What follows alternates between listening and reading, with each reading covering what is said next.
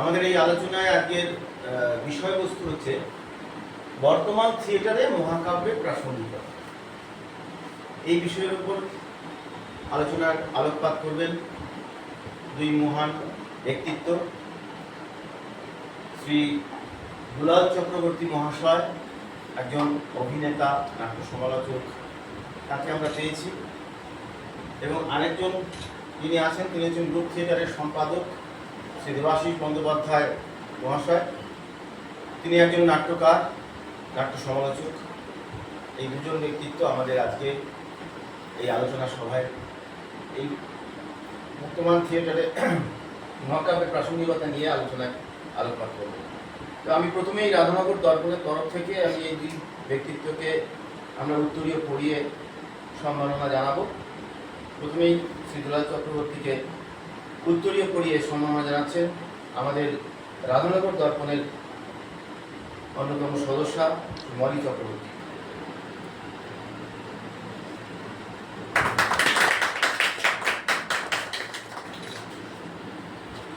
একটি মিষ্টি মুখ, সামান্য একটি উপহার।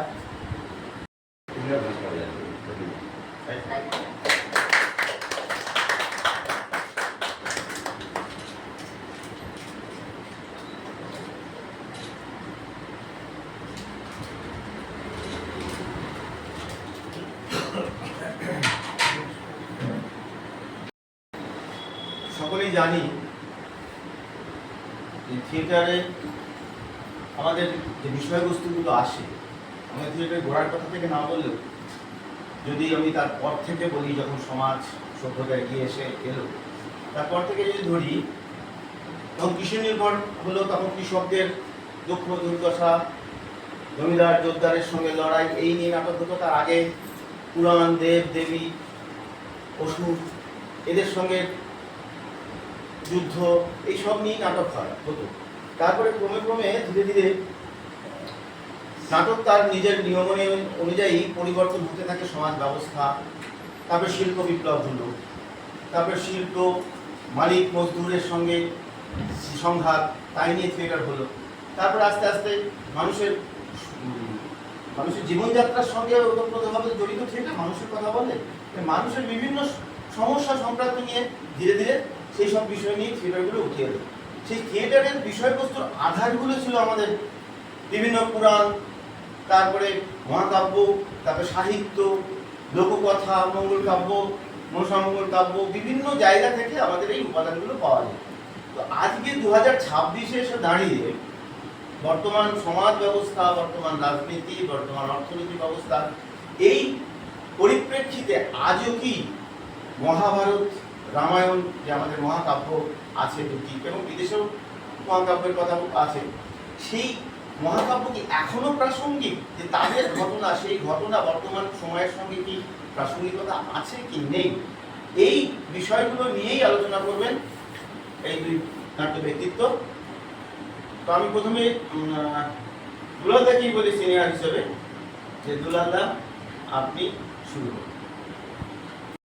দর্পণ কালচারাল অর্গানাইজেশনের সকলকে আমি আমার অন্তর থেকে শ্রদ্ধা, ভালোবাসা এবং অভিনন্দন জানাচ্ছি, কৃতজ্ঞতা জানাচ্ছি যে আমার মতন একজন নাট্যকর্মীকে আজকে আলোচক করে এখানে আনার জন্য আমি গর্বিত। এবারে মূল প্রসঙ্গটায় প্রাসঙ্গিকতা। আজকে মহাকাব্যের প্রাসঙ্গিকতা নেই 2026 সালে, এই কথা বলার স্পর্ধা কোনো দিনই আমার হবে না। কারণ আমরা যতটুকু শিখেছি বাংলা ভাষার সাহিত্য কাব্য থেকে, সেখানেই আমরা দেখেছি যে আমাদের মহাকাব্য হচ্ছে আমাদের সাহিত্য কাব্যের মেন অনুপ্রেরণা। বলা যায় পৃষ্ঠপোষক হিসাবে মহাকাব্য এখানে আছে। এবার প্রাসঙ্গিকতা আছে কি নেই, এর প্রেক্ষিত কিন্তু খুব বড়।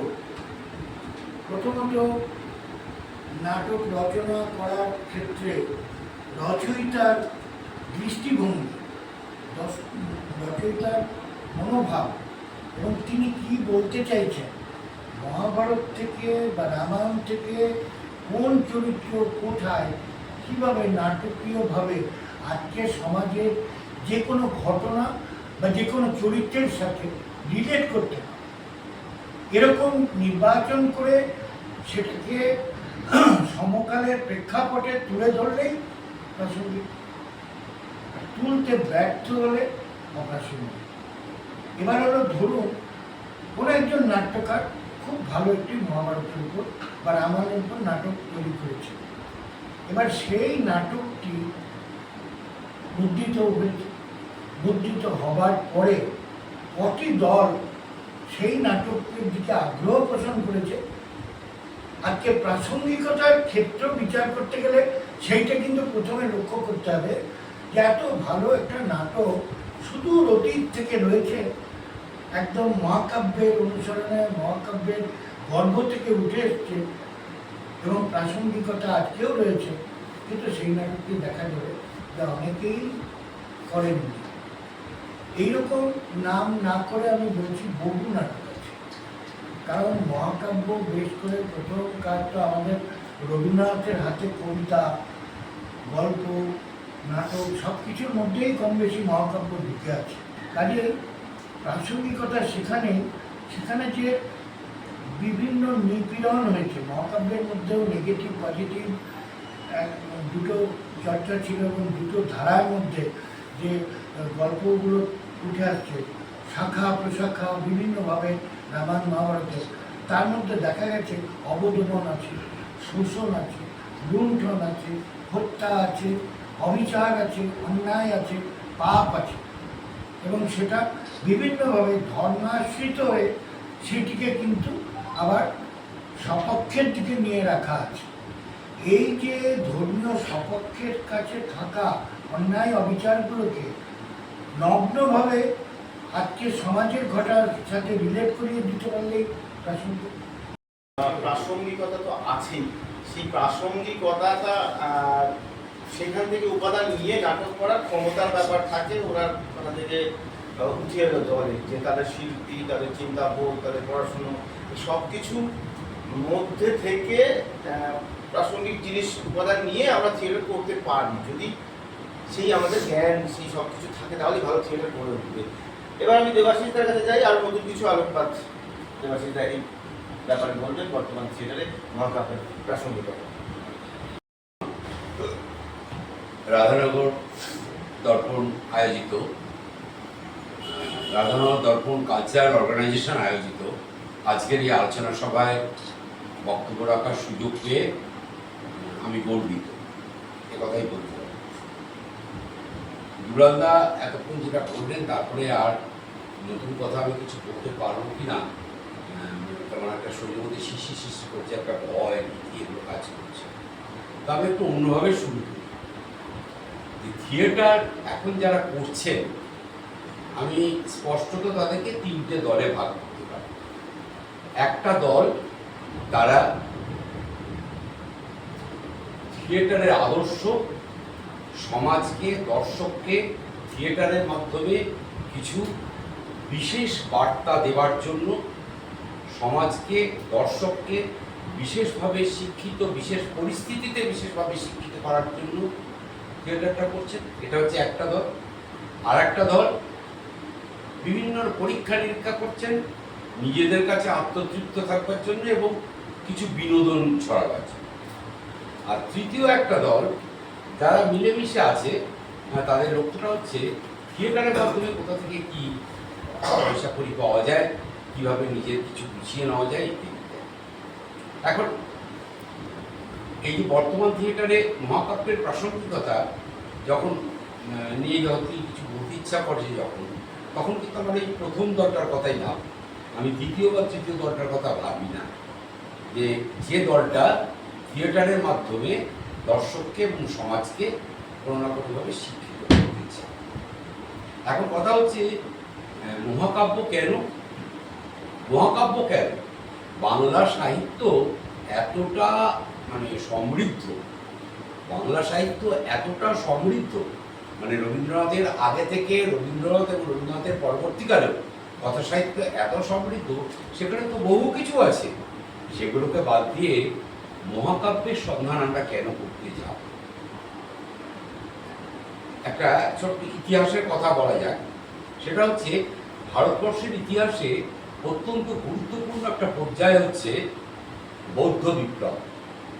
বৌদ্ধ বিপ্লব অর্থাৎ বহু পুরনো কাল থেকে এই মানে বেদ ভিত্তিক যে বৈদিক সমাজ, বেদ ভিত্তিক ব্রাহ্মণ তাদেরই আধিপত্য, বেদ পরিষদ ব্রাহ্মণ তাদেরই আধিপত্য, এই যে বেদ ভিত্তিক বৈদিক সমাজ, এই বৈদিক সমাজটা আস্তে আস্তে ভাঙতে শুরু করলো। এই ভাঙার পিছনে মূল ভূমিকাটা গ্রহণ করেছিল তখনকার ক্ষত্রিয়রা।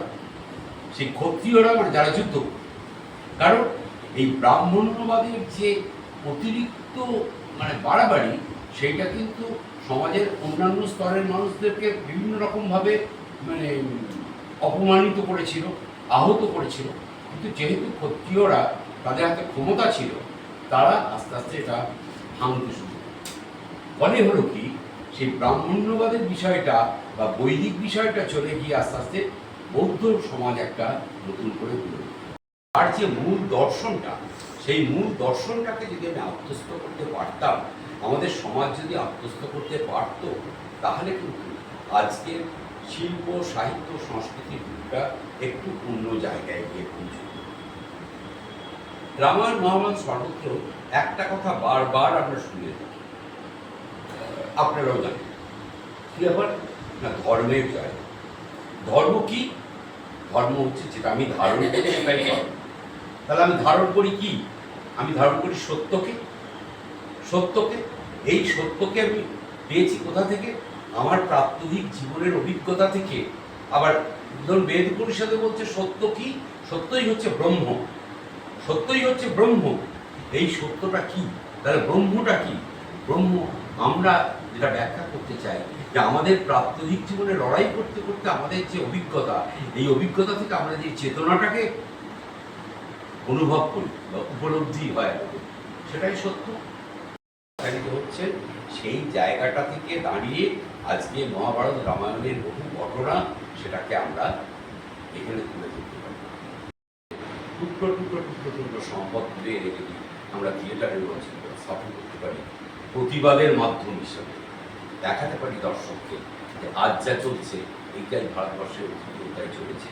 কিন্তু সেই চলেছে বলেই বিভিন্ন সময়ে কিন্তু পরিবর্তনগুলো হয়েছে। মানে আগামী দিনও কিছু আমরা ইতিবাচক আশা করি।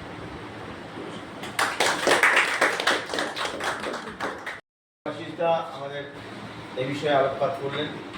তো সেখান থেকে বিভিন্ন উপাদান যে আমাদের ছড়িয়ে রয়েছে আজও, মহাকাব্য এবং অন্যান্য বেদ উপনিষদ, তার মধ্যে সেখান থেকেই আমাদের থিয়েটারের অনেক উপাদান আমরা পেতে পারি। আমাদের জীবন বোধ, জীবন দর্শন যার মধ্যে ঢুকিয়ে যাবে, প্রাসঙ্গিকতা আছেই। আমি দুই বক্তার কাছ থেকে এই প্রাসঙ্গিকতা আমরা পেলাম।